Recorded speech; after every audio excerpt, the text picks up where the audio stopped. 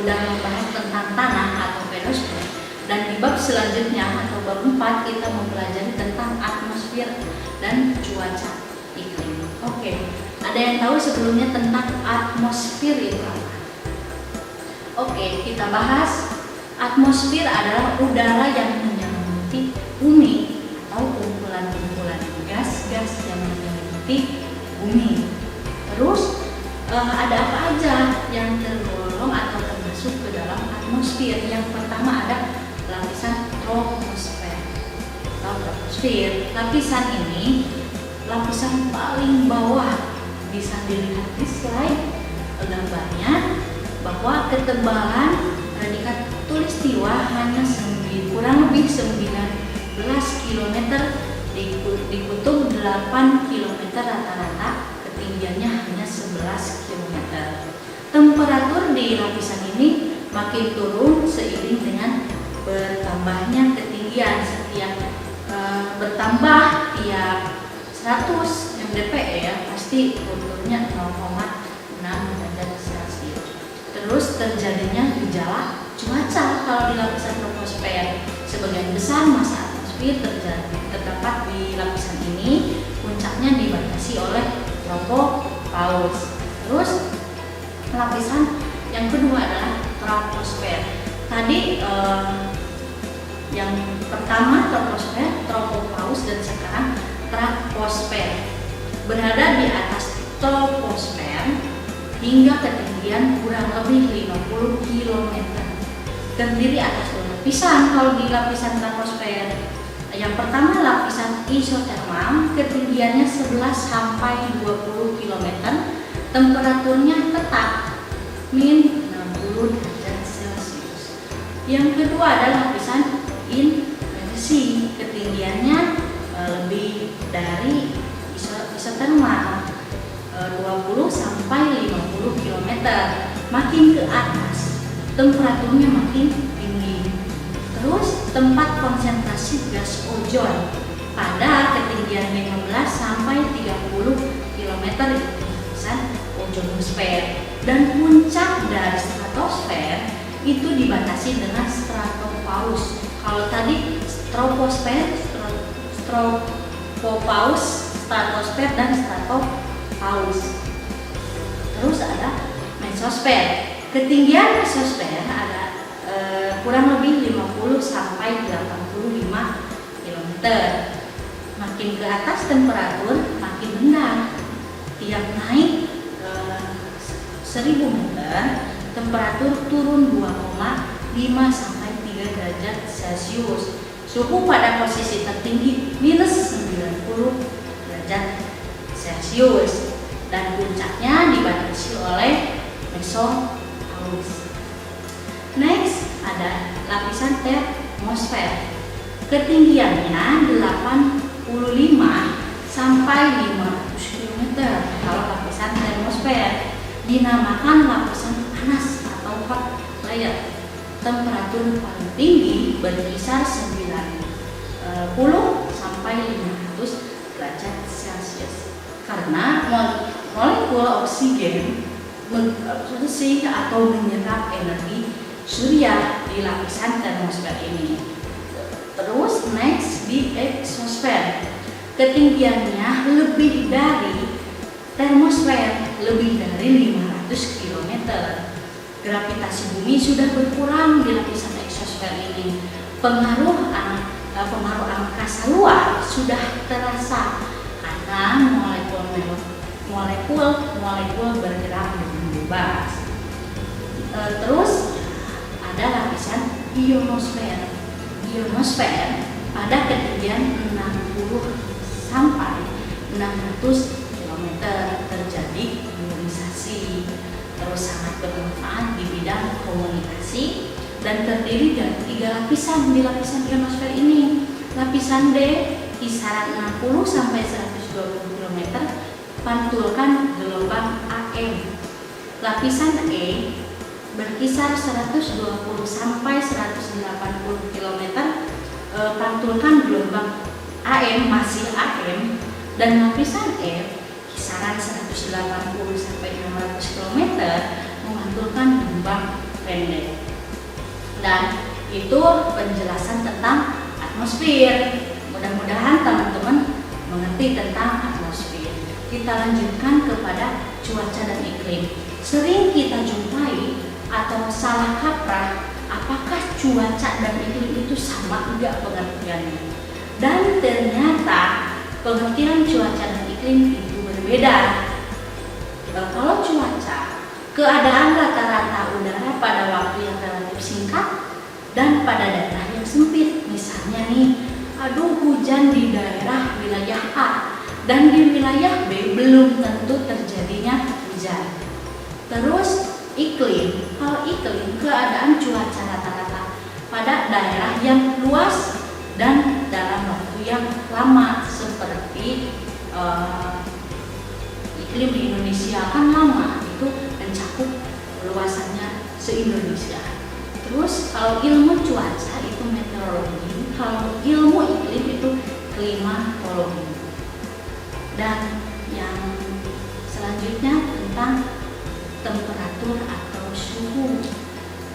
Terus di temperatur atau suhu itu termasuk keadaan panas atau dinginnya udara. Sumbernya dari mana? Sumbernya dari matahari.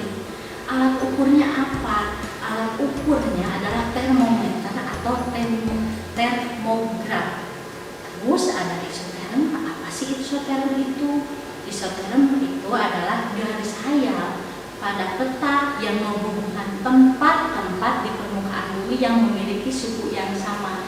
Jadi di dalam peta, ketika wilayah A, B, C, dan selanjutnya memiliki suhu yang sama, itu ditandai oleh garis hayal pada peta dengan suhu yang sama. Setiap wilayahnya dikatakan isoterm. Proses pemanasannya adalah langsung dan tidak langsung, itu yang dikatakan temperatur atau suhu. Terus apa sih yang menjadi faktor yang mempengaruhi besar suhu udara di suatu daerah? Salah satunya atau diantaranya nih ada sudut datang sinar matahari. Di mana sudut datang sinar mataharinya, terus lama penyinaran sinar mataharinya, terus ketinggian tempatnya, terus banyak sedikitnya awan, terus perbedaan letak bintang, itu termasuk ke faktor-faktor yang mempengaruhi. Yang kedua adanya tekanan udara. Tekanan udara itu apa? Tekanan udara, tenaga yang bekerja untuk menggerakkan massa udara dalam setiap satuan luas wilayah tertentu. Alat ukurnya apa? Alat ukurnya adalah barometer. Terus satuannya milibar. Semakin tinggi tempat, tekanan makin berkurang. Terus kalau tadi di suhu ada isoyer, kalau di sini ada isobar. Isobar itu adalah garis hayal pada peta yang menghubungkan tempat-tempat di permukaan bumi yang memiliki tekanan yang sama, itu namanya isobar. Terus ada kelembaban udara. Banyaknya uap air yang dikandung dalam udara, alat ukurnya adalah higrometer.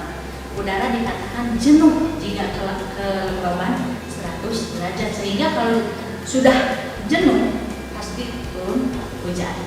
Terus yang selanjutnya ada awan. Awan itu apa? Teman-teman pasti udah tahu awan itu apa. Kita bahas, awan adalah kumpulan tetesan air atau kristal-kristal es di dalam udara yang terjadi karena pengembunan atau pemadanan udara setelah melampaui keadaan jenuh. Titik-titik awan sebenarnya bukan air murni, melainkan inti kondensasi yang dikelilingi embun atau kristal garam. Sehingga kalau awan sudah memiliki tingkat kejenuhan yang tinggi, bisa mengakibatkan hujan. Terus ada macam-macam awan nih berdasarkan tinggi dan bentuknya. Ada awan sirus. Kalau awan sirus itu awan tinggi, lebih dari 6.000 meter ketinggiannya. Ada sirus, ada cirrostratus, ada cirrocumulus. Terus ada alto. Kalau alto itu awan menengah, ketinggiannya berkisar dari 2.000 sampai 6.000 meter.